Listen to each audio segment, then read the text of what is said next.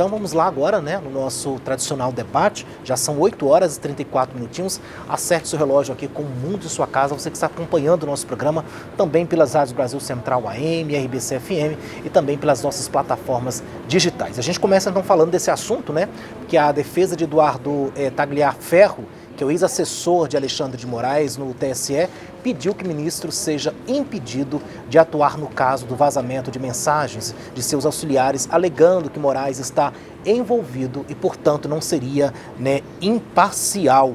Moraes, que é o relator do inquérito, teria aberto a investigação de forma irregular, segundo os advogados de Tagliaferro, que pedem o trancamento da apuração. A Polícia Federal investiga a possível violação de segredo funcional após vazamento de conversas. A deputada Bia Kicis solicitou uma audiência pública para que Tagliaferro explique a suposta parcialidade nas investigações. Bom, e para falar sobre esse assunto hoje aqui, nós recebemos o nosso colega José Menezes, aqui o nosso colega da Agência Brasil Central. José, bom dia, seja sempre muito bem-vindo aqui no Mundo de Sua Casa. Bom dia, Alex Atanásio, bom dia para o Moisés aqui ao nosso lado, um abraço também aí para a Danusa, né, e também para a Mariana, que muito bem coordenaram aí o professor Pantaleão, né, no dia de hoje, o dia da entrevista aí dos candidatos a prefeitos, né, e a gente espera que o ouvinte Brasil Central possa estar também participando no dia de hoje. Tá certo, como você mesmo anunciou aí, o advogado psicanalista, né, Moisés, também está aqui com a gente. Moisés, muito obrigado, né, pela sua participação. Moisés está sempre aqui conosco toda semana. Seja sempre muito bem-vindo aqui ao Mundo em Sua Casa. Muito obrigado, Alex Atanásio, José Menezes. Sempre é um prazer estar com vocês aqui e com certeza vocês terão informações bem relevantes, você que está sentado aí na cadeira.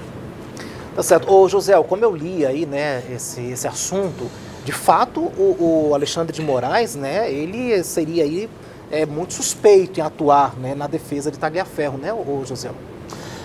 Alex, é uma situação complicada, né? A gente nota que em muitas ações aí do ministro Alexandre de Moraes, mesmo ele sendo a vítima, ele procura orientar a questão policial e a questão também dos auxiliares juízes. Veja bem, tem a questão do aeroporto aí, tem novidades com relação a isso, você sabe disso, com relação a quem agrediu quem lá no aeroporto, né? E nesse caso aí do vazamento das mensagens de orientações para os auxiliares que foram ditas aí que eram de orientações do ministro Alexandre de Moraes, é muito complicado, porque ele passa a ser ali, ó, vítima, né, investigador e também será o juiz. O que aconteceu nessa semana, Alex?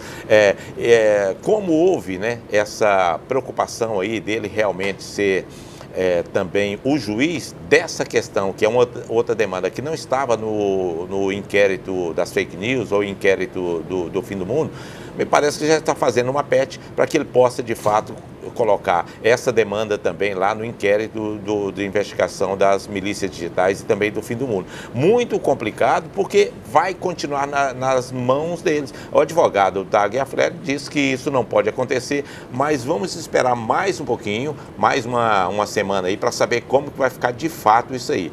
Muitos procuradores já orientaram, dizendo que é muito difícil, se ele continuar com essa demanda de que ele vai realmente ficar à frente aí dessas investigações, de quem vazou essas mensagens, né, que são mensagens muito sérias, mensagens comprometedoras, mensagens que ninguém queria que viesse a público, mas que a Folha de São Paulo mostrou e vai mostrar muito mais, porque são 600 horas, me parece, de gravações, muito complicado, viu? Complicado. E tem um detalhe, né? Aí não foi hacker que roubou essas mensagens. Essas mensagens foram passadas para a redação da Folha de São Paulo de livre e espontânea vontade, uma coisa diferente do que foi o caso da Vaza Jato, que foi ali mensagens roubadas através de hacker. Pois viu? é, inclusive, né, José, uma ala aí do STF, né, parece que aí, né, tá meio incomodada, que é justamente que o Moraes se afaste desses casos, né?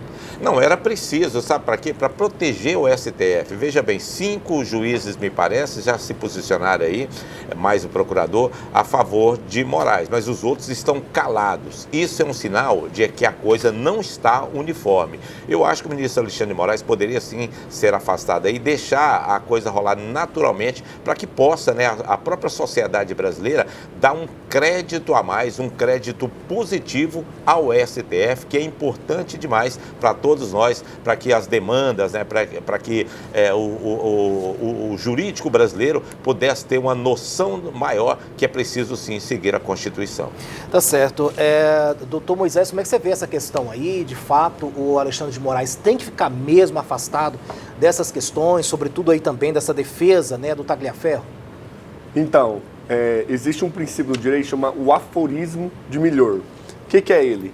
Que o STF, ele é o guardião das liberdades individuais e dos princípios constitucionais. Esse é o princípio básico que o STF.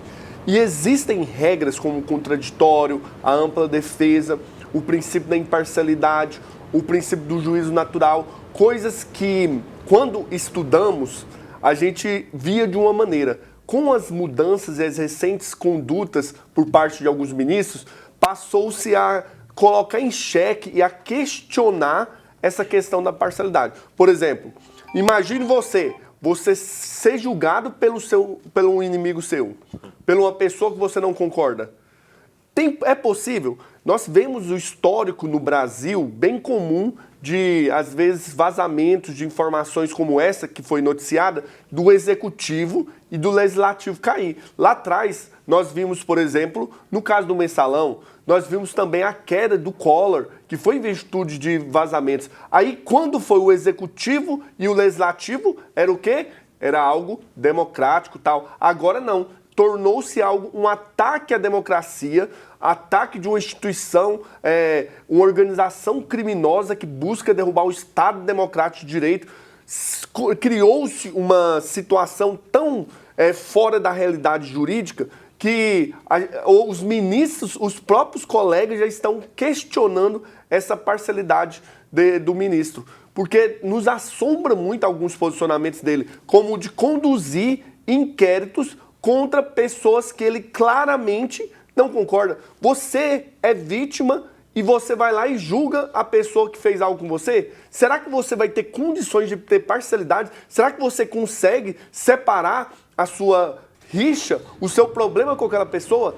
É muito, muito improvável. Até psicologicamente é muito difícil você criar isso. Entretanto, nesse caso do inquérito do Tagliaferro, desse vazamento dessas informações do Tagliaferro, o próprio ministro, que possivelmente, não estou afirmando, vai ter um desenrolar, pode ser também que pode ser indiciado, pode ter problemas de estar envolvido. E aí como que fica essa situação? Não estou dizendo que vai acontecer, mas e se tiver algum indício de alguma conduta irregular por parte dele? Como que ele vai julgar a si mesmo? Então são situações que são muito assustadoras e nos surpreende juridicamente o que tem acontecido. Tá certo, 8 horas e 42 minutinhos, queremos aqui registrar algumas participações que vão chegando aqui para nós. Temos aqui a participação do professor Ramiro. Bom dia, até quando o STF vai ficar calado em relação às ações ilegais do Moraes? Segundo a opinião dele aqui. Professor Ramiro, eu acho que a preocupação dele, a preocupação de todos nós brasileiros, é que muitas coisas podem ter reviravolta. Veja bem, essas ações do ministro Alexandre de Moraes, da maneira que está sendo colocada, mostrada aí pela imprensa, ela pode ter um revés, inclusive com relação aos processos do dia 8 de janeiro, porque, de acordo com alguns juristas, isso interfere diretamente também em ações que colocaram pessoas há 17 anos na cadeia, pessoas que foram julgadas quase que num pacote lá, sem individualização. É um momento também muito crítico para essa questão dessa segurança jurídica. Eu não sei se o professor Moisés concorda com isso aí. Então, concordo plenamente com o Josiel Menezes. Obviamente, se for constatado alguma irregularidade por parte da condução do processo, de qualquer um desses processos da relatoria do ministro Alexandre, haverá nulidade. É o princípio da árvore envenenada. Se a origem da decisão foi toda errada, logo tudo que vem posteriormente a ela está irregular. Então nós percebemos que, se for constatado, até nesses áudios vazados aí do Tagliaferro, tem até um comentário assim que parece que só um determinado aspecto político está sendo investigado, só um determinado aspecto está sendo objeto de investigação por parte daquele grupo, da questão das informações, etc. Então, se houver nulidade, vai afetar tudo que o Alexandre de Moraes fez, se for constatar essa parcialidade dele. Então, é muito complicado. Segurança jurídica, zero. E aí, como vai ficar essas pessoas que eventualmente foram presas? Será que foi identificado que elas foram vítimas, foi regular o julgamento? E se elas forem entrar com processo judicial em face do Estado, pedir indenização por danos morais, por danos materiais, pelo prazo que ficaram lá? Pense o prejuízo que o Brasil teria numa situação dessa. Muito complicado. Olha, temos a participação também do Adilson, né, sempre acompanhando a gente direto de Ponta Grossa, ela lá no Paraná, e diz que o STF é a vergonha do país, segundo a opinião dele aqui. Temos também aqui um elogio para vocês dois aqui, o Luiz Roberto diz o seguinte: hoje é um dia muito especial, o programa tem 2 debatedores de respeito e de muitas qualidades, tá aí Josiel e o Moisés. Obrigado, Luiz. Né? Luiz Roberto. Luiz Roberto. A intenção, né, do programa, na verdade, quando coloca debatedores, é fazer com que você, de fato, aí possa pensar um pouquinho, né, e não ser apenas orientado a fazer aquilo que uma pessoa quer. Pensar. É preciso pensar, e a liberdade de expressão acima de tudo.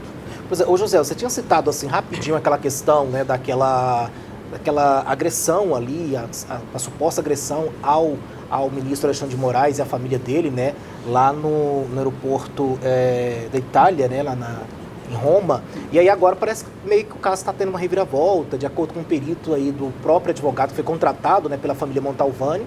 Parece aí que, na verdade, o filho de Moraes tinha partido por uma agressão, inclusive física, né, contra a família Montalvani, né? O perito contratado... Esse caso pode ter aí uma reviravolta. Pode ter uma reviravolta. O contratado é o perito Ricardo Molina, um perito muito sério, conhecido em todo o Brasil, e esse perito foi analisar as imagens lá no STF. Essas imagens não saem de lá, não foram liberadas para a defesa, mas a defesa pôde ir lá observar. E a defesa contratou o Ricardo Molina. E ele constatou que ali, no espaço ali de 59 a 60 minutos ali da gravação, houve um corte na gravação, né? E esse corte na gravação, inclusive, modifica a posição das pessoas, né? O perito é perito, ele conhece realmente da questão de imagens e tudo mais. E o que aconteceu? E, de acordo com a defesa, de acordo com o advogado da família Montalvani, né, esse espaço é aquele espaço que foi cortado, onde o filho, né, Alexandre Bastos, filho de Alexandre Moraes, teria dado um tapa na nuca, né, do Montalvani. Né? A gente não tem essas imagens, não sabe até que ponto isso é verdade ou não, mas existe já essa narrativa, né? E essa narrativa mostra que ali foi cortado naquele momento. E a partir do momento, 60 minutos, é aquela hora que o Montalvani levanta a mão e poderia ter derrubado aí o óculos do filho do Alexandre de Moraes. Então é nesse sentido, ou seja, é preciso esclarecer, porque a partir do momento, se for verdade o que o Molina está falando, que a defesa está falando, a vítima é a família Montalvani e o acusado seria aí então o filho do ministro Alexandre de Moraes. Muito complicada essa história, pode ter reviravolta. Inclusive... Rapidinho, só para a gente concluir esse assunto. Sim, inclusive houve fatiamento do processo referente a essa situação. Foi separado em 2 processos, das fake news e o do problema relacionado à família. Mas, curiosamente, o ministro continua a julgar a família Montalvani, mesmo assim, numa situação em que não poderia, já que ele estaria sendo vítima de um outro processo. Então, ele estaria, teoricamente, juridicamente falando, impedido.